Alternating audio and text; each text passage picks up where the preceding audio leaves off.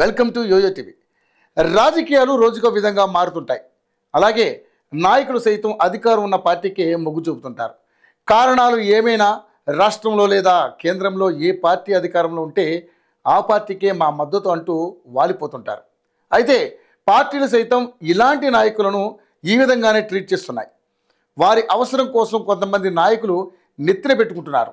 ఆ తర్వాత వారిని భారంగా భావిస్తున్నారు. ఇలాంటి రాజకీయాల్లో పార్టీల కోసం ప్రజలు పనిచేసేవారు సైతం పార్టీలు మారక తప్పడం లేదు. ఇలాంటి నేతల్లో ఆర్ కృష్ణయ్య ఒకరు. బీసీ ఉద్యమాలతో ప్రస్థానం ప్రారంభించిన ఆర్ కృష్ణయ్యకు 30 ఏళ్ల చరిత్ర ఉంది. బీసీలను ఏకం చేయడంతో పాటు ప్రభుత్వాలపై ఆయన ఉద్యమించారు. ఈ క్రమంలోనే 2 తెలుగు రాష్ట్రాల నుంచి జాతీయ స్థాయి వరకు కూడా ఆయన ఉద్యమాలు కొనసాగాయి. ఆ తర్వాత రాష్ట్ర విభజనతో ఆయన రాజకీయాల బాట పట్టారు. 2014లో టీడీపీ తరపున తెలంగాణలోని ఎల్బీ నగర్ నియోజకవర్గం నుంచి పోటీ చేసి విజయం దక్కించుకున్నారు. ఆ ఎన్నికల్లో ఆయనను ముఖ్యమంత్రి అభ్యర్థిగా కూడా టీడీపీ అధినేత చంద్రబాబు ప్రకటించిన విషయం తెలిసిందే. అయితే ఆ తర్వాత ఆయన తటస్థ పాత్ర పోషించారు. చంద్రబాబు ఎవరో కూడా తెలియదన్నట్లుగా వ్యవహరించారు.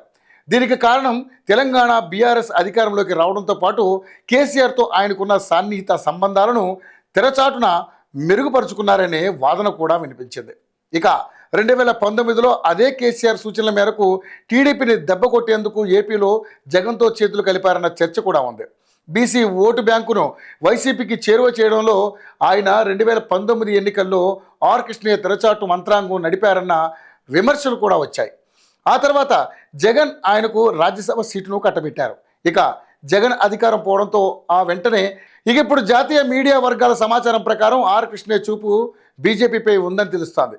బీజేపీకి కూడా కృష్ణయ్య వంటి బలమైన బీసీ నేతలు చేర్చుకుంటే తెలంగాణలో అధికారం దక్కించుకోవడం ఈజీ అవుతుందన్న అభిప్రాయం కూడా ఉంది.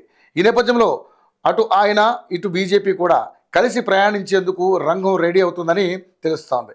అయితే తాను వదులుకున్న రాజ్యసభ స్థానాన్ని తిరిగి తనకు అప్పగించాలన్నది కృష్ణయ్య షరతుగా ప్రచారం జరుగుతోంది. దీనికి బీజేపీ కూడా ఓకే అంటే ఇద్దరూ చెలిమి చేయడమే ప్రకటనే తరువాయి అన్నట్లుగా వ్యవహారం ఉంది. మరి ఎంతవరకు నిజమనేది తెలియాలంటే కొద్ది రోజులు వెయిట్ చేయక తప్పదు.